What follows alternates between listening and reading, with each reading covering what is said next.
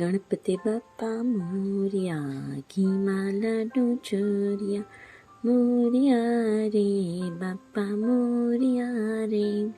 Hello friends, જય શ્રી કૃષ્ણ.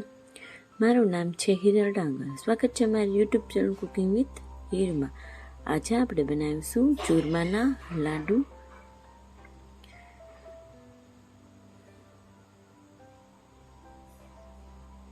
ચૂરમાના લાડુ બનાવવા માટે આપણે બહુ જાજી વસ્તુની જરૂર નથી પડતી, તો ચાલો આપણે બનાવીએ ચૂરમાના લાડુ.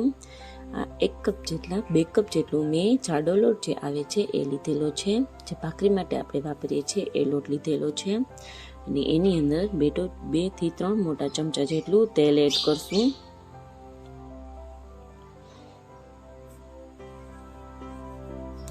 તેલ એડ થઈ ગયા બાદ હવે આપણે આને સરસ રીતે મિક્સ કરી લેશું.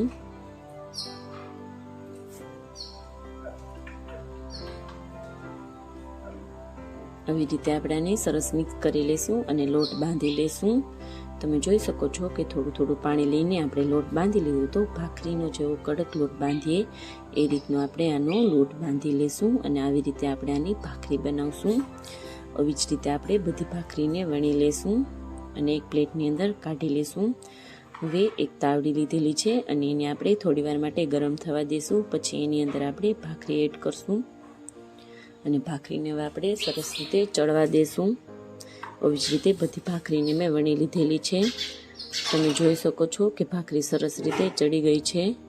અને હવે ભાખરીના આપણે આવી રીતે કટકા કરી લેશું. ભાખરી આપણી થોડી વાર માટે ઠરી જાય એટલે ભાખરીને આપણે આવી રીતે કટકા કરી લેશું. આવી જ રીતે બધી ભાખરીને આપણે કટકા કરી લેશું અને પછી આને બ્લેન્ડર મિક્સર જારની અંદર ક્રશ કરી લેશું. ભાખરી થોડી વાર માટે ઠરે એટલે આપણે આની અંદર ક્રશ કરી લેશું. તમે જોઈ શકો છો કે ભાખરીનો સરસ રીતે ભૂકો થઈ ગયો છે. હવે એક પેન લેશું, એની અંદર ગોળ એડ કરશું. 2 થી 4 ચમચી જેટલો ગોળ લીધેલો છે. તમે જે રીતે તમારે લાડવા બનાવો એ રીતે તમે ગોળ લઈ શકો છો, કે તમે કઈ રીતનું ગળ્યું ખાવ છો એ રીતે. એની અંદર ઘી એડ કરશું અને હવે ગેસ આપણે શરૂ કરશું.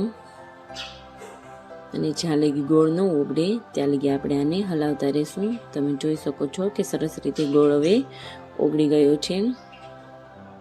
આની આપણે ગોળની પાઈ લેવાની છે. તમે જોઈ શકો છો કે સરસ રીતે ગોળની પાઈ એકદમ આવી ગઈ છે. હવે આની અંદર આપણે જે ઓલો ભાખરીનો પાવડર કરીને રાખ્યો હતો એ આપણે આની અંદર એડ કરશું. જો તમારે ઘી થોડુંક ઓછું લાગે તો તમે ઉપરથી ઘી નાખી શકો છો. ઘીને ગરમ કરવાની કોઈ જરૂર નથી, કારણ કે આપણે જે ઘીની ને ગોળની પાઈ લીધી હતી એ ગરમ જ હોય છે, એટલે આપણે આને ઘી નાખવાની જરૂર નથી. ઘીને ગરમ કરવાની કોઈ જરૂર નથી. વધારાનું ઘી પણ આની અંદર એડ કરશું અને સરસ રીતે હલાવી લેશું.